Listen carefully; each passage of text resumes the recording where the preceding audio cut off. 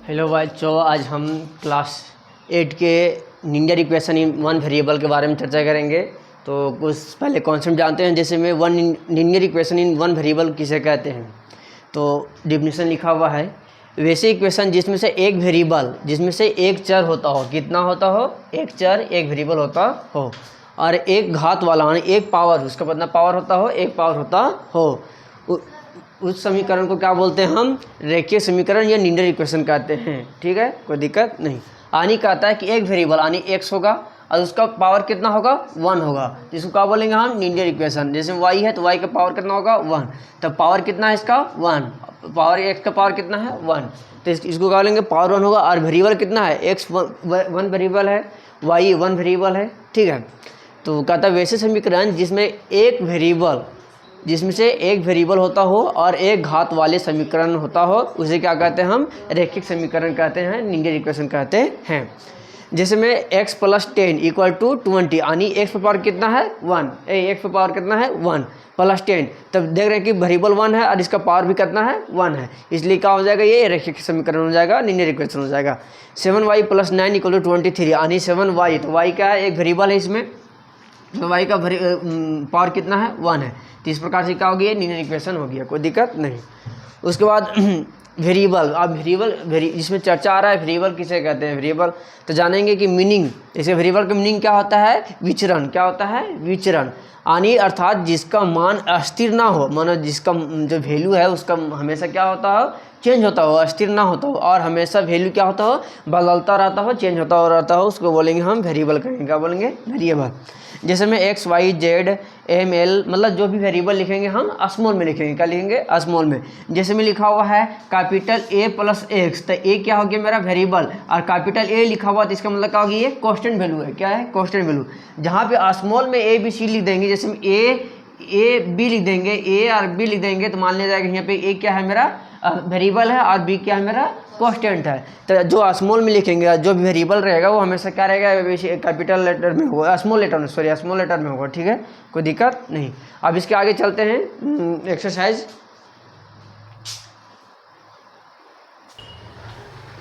हम चलेंगे अब एक्सरसाइज पे। सबसे पहले एक्सरसाइज जानने से पहले थोड़ा सा चीज़ बताना चाहते हैं। जैसे लिखा हुआ मेरा 7y + 9 = 23, ध्यान देना, ये लिखा हुआ है 7y + 9 = 23 लिखा हुआ है, तो जो भी चीज़ हम वैल्यू डालेंगे वो दोनों क्या होना चाहिए, एक दूसरे का बराबर होना चाहिए। जैसे यहाँ पे वैल्यू पुट करेंगे y का, जो भी वैल्यू पुट करेंगे y का, वो 23 के वैल्यू के बराबर आएगा, तो समझिए कि मेरा LHS = RHS होगा। समझ में आया यहाँ तक, यानी जो भी वैल्यू पुट करेंगे यहाँ पे हम y के जगह पे, और वो वैल्यू पुट करने के बाद 8 करेंगे तो 23 के बराबर आ जाएगा सोल्व करने के बाद, तो मेरा वैल्यू जो समीकरण दिया हुआ है ये सही दिया हुआ है। यदि नहीं आ रहा है तो हम गलत हो रहा है, ठीक है, होने से कोई दिक्कत नहीं। इसको हम सोल्व करने का बताते हैं तरीका, दो तरीका, ठीक है। पहला मेथड, फर्स्ट मेथड, देखो सबसे लिखा हुआ है 7y + 9 = 23 लिखा हुआ है, ठीक है। तो हम क्या करेंगे, सबसे पहले कि y, जो y के पहले जो कांस्टेंट वैल्यू है, कोफिशिएंट, सॉरी y के वैल्यू, जो y के जो पहले कोफिशिएंट वैल्यू है उसको क्या करेंगे, हम हटाने का प्रयास करेंगे, क्या करेंगे, हटाने का प्रयास करेंगे। तो यहाँ पे क्या मल्टीप्लाई में है कि सब्ट्रैक्ट में है, मल्टीप्लाई में है, तो डिवाइड करेंगे, क्या है, डिवाइड, मल्टीप्लाई में रहेगा डिवाइड करेंगे, और 8 में रहेगा सब्ट्रैक्ट करेंगे, ठीक है, कोई दिक्कत नहीं। तो लिखेंगे यहाँ पे both sides are dividing by 1/7, कोई दिक्कत नहीं। तो 7y में 7 + 9/7 = 23/7, कोई दिक्कत नहीं। दोनों तरफ डिवाइड किए ना, अब ये 7 से 7 कट गया, अब ये बचा क्या, जो बचा पूरा बच गया ना। अब क्या करेंगे, इधर y + 9/7 = 23/7, कोई दिक्कत नहीं।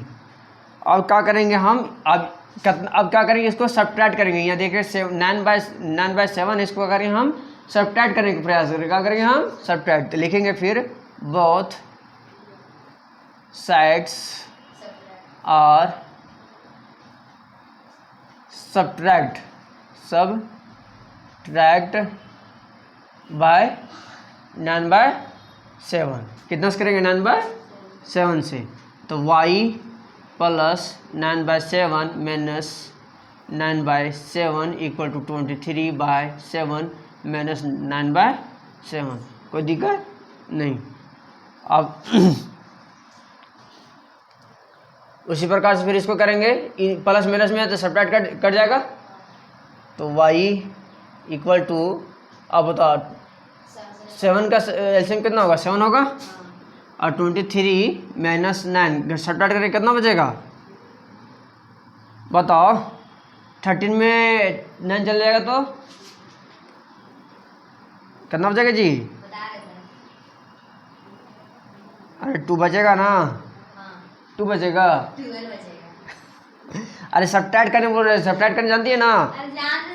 अरे 13 में 9 घटाओ तो बताओ कितना बचे, 30 मतलब 13 में 9 चल जाएगा, कितना बचेगा बताओ, 4 में बचेगा छोटी। 13 में 9 घटाना है ना तुमको, नहीं सॉरी 23 में घटाना, हाँ 23 में घटाना ना, तो इससे ये तो जाएगा नहीं, तो इससे पहले लेंगे 13 हो जाएगा, 13 में 9 चल जाएगा तो कितना बचेगा, 4 बचेगा। अब ये कितना बचा, ये कितना बचा, 1 बचा, तो कितना हो गया 14 हो गया, 14/7 कितना बार में चल जाएगा, 2 बार में, तो y वैल्यू कितना आ गया 2, तो दिस इज ए आंसर। कोई दिक्कत नहीं।